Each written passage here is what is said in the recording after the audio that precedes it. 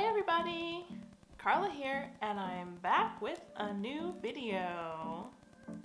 If you're going to South Korea alone without any friends or family, it can be really tough to meet new people while you're there. In this video, I'll talk about how you can make new friends in South Korea. My first piece of advice is to find groups on Meetup.com. And I actually did this when I first got to Korea. There were a whole bunch of groups, you name it. Like, there were sports groups, there were language exchange groups, there were all kinds of groups on Meetup.com. And what I did was I just joined the ones that I was interested in and joined their meetups. It was really simple, actually, and I did meet a few people through those meetups. One of the most popular ones, I think, was the language exchange bar meetup. It was kind of an unofficial language exchange, actually. You would meet up at a bar or a restaurant with a whole bunch of people who were also in the group, and I think you had to pay like 5,000 won, which is like $5 or $6, and you got one free drink, and you got to meet all these people. And after the little restaurant bar meetup, they would actually go to a club next. So it's kind of like bar club meetup / language exchange. And quite a few Korean people actually went to this as well. So there was a chance to meet Korean people and other foreigners. If you're looking to seriously study Korean with a group of people, there are language exchange meetups that are more geared towards studying and, writing and speaking Korean. These language exchanges are usually held at cafes during the day, so there's no bar aspect of it, and it's literally just so you can study with another person. There are also some meetups on Facebook groups like Brothers and Sisters of South Korea, and most of those meetups are geared towards people of color. So that's a great way to meet other people of color, especially if you're in a town where you're like the only foreign teacher or you're the only person of color. So I've actually never been to one of their meetups, but I've heard great things.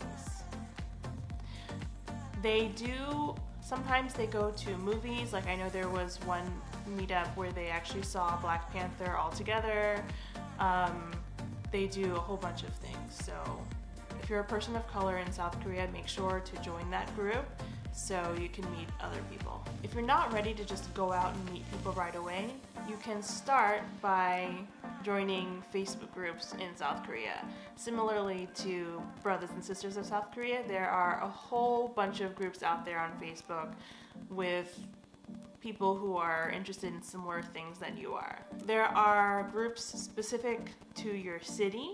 One of the more interesting groups that I found recently is a restaurant group for people who love food and love to go visit restaurants. They have videos and pictures of different places in Seoul and all around Korea. Some people even do small reviews of these restaurants. So if you're interested in a restaurant and you don't know what the food tastes like, then you can kind of get a glimpse of, what it might be. People also come together, you can talk about your favorite foods that you miss from home or where to find those foods in Korea. So it's pretty interesting to me. And lastly, there are also groups that cater to different visa types in South Korea. For example, there's a group for people who are on F visas. The process is way different for getting an F visa over like an E2 visa. So a lot of people have questions and they don't know where to ask them. They go to this group to ask their questions and voice their concerns. It can be a great way to talk with other people who are in the same situation as you. Lots of foreigners in South Korea actually meet people through Korean classes. If you don't speak Korean and you're interested in taking a Korean class, it's kind of like killing two birds with one stone. You get to learn Korean and meet friends in your class. There are a few options for taking Korean classes in South Korea. The first one is a free option. It's the KIIP class, and it's offered throughout all of Korea. Like, even in my small town that I used to live in, there was a KIIP class.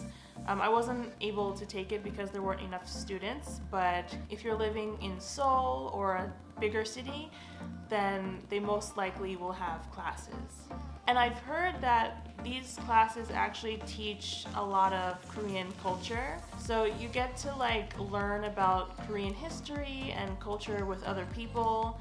And these people might not even be from your home country, so you get to meet a whole bunch of people from other countries as well. The second option is to pay for a hagwon, or an academy for learning Korean. While this option does cost money, the classes are usually smaller and you get to make more of a connection with your teacher and your classmates.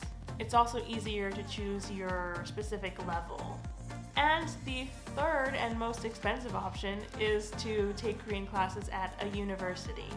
Now, if you're really into the college type class and the college feel, then this is for you, because you'll most likely be taking the class on a college campus. This option is also for you if you're interested in seeking a degree or a certificate in Korean or foreign languages. My next and last piece of advice would be to talk to your coworkers. Now, here in the United States, there is a saying that your coworkers aren't your friends. But in Korea, that is not true. Your coworkers can be your friends in Korea. You just have to play your cards right. If you're lucky and you're not the only foreign teacher at your school, then definitely try to make friends with your coworkers, because they are in the same boat as you. They're foreigners in Korea, and so are you. You have something in common, so take advantage of it. When I first got to Korea, there was only one other foreign teacher at my school. Although the other Korean teacher spoke English, I felt like I connected more with the foreign teacher.